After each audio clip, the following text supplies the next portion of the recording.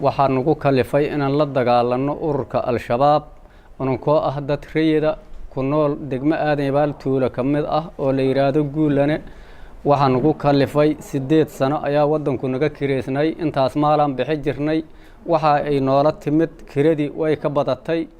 in la bixiyo maal waxay nagu geysay in la yiraahdo dadkiina keena oo caruurtiina gabdhihiina wiilashiina keena in la yiraahdo taasaan nagu kaliftay walaal aniga waxaan jiraa 50 sano jooga sax ayaar ma iga cadeyn waxaan haynay jimaada anigoo jimaadaas ay waxay ugu kalifeen inay maalkayga si baabaana ku dhameeyaan oo yiraahdeen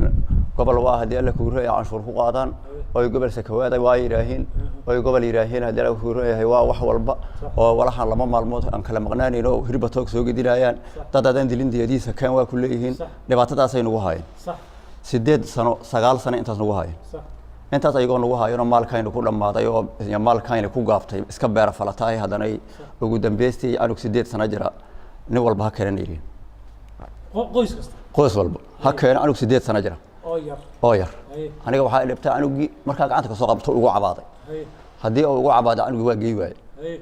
inaan qorar raadshay ee naftiida aan ku horo intaas ay iigaysa marka anugeed arkaysid ee cabaadaay ee hooyadina gacanta ka haysay taahay ee aduguna intaad aaba ii wadaa ile meerkana ma iga tagay asar iska dii waa orday laba halaadoo meel ii joogtaan qora kala baxa mid qoragiyaan isiri naftaada hadii la gooyo wiilka wataan intaas ay ugu kaliftay waxaan doonaa intii aan ka dhindho ama ilaahay iga dul qaado inaan u taagnaado aan waxaan nahay urur la yiraahdo macaawisley waxaan isu abaabulnay iskaayo waxaan rabnaa inaan la dagaalano shabaab waxaan rabnaa inaan wadankayna ka cirib tirno amba aan anagu ka cirib beelno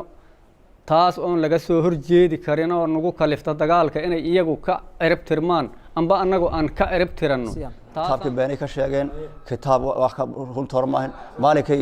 ay awood yeesheen kitaabka waa tuureen bilcaantada tumay ku soo ay timaado ee salaada la soo dira asxuuliyaad la rugta ku soo celi meeshaas 12 saac galabnimo 12 saac oo galabnimo ha timaado ilaa waa birigay imaanay waxba la baraha lagu leeyahay ma taqaana waxa aqoon oo soo siyaadaysan lama arko in baan lagu haysta saasaan u arkaynaa dhibaatadana soo kacisay waa saa'id si badan ay saa'id u tahay marka anagu inaan gurbad helno oo garab helno oo ilaahay garabkayna oo galo intaasaan hadii la kula go'aansanay dadkaana waxa isu keenay dhibaatada laga soo hadlo kala duwan laakiin hadda kacdoonkan wuxuu ka dhacay cunug 8 sano jiraad keenay anugina 8 sano jooga in naftaada lagu badbaadiyo diintuna ma qabto xisbuna ma qabi sharciguna ma qabiyo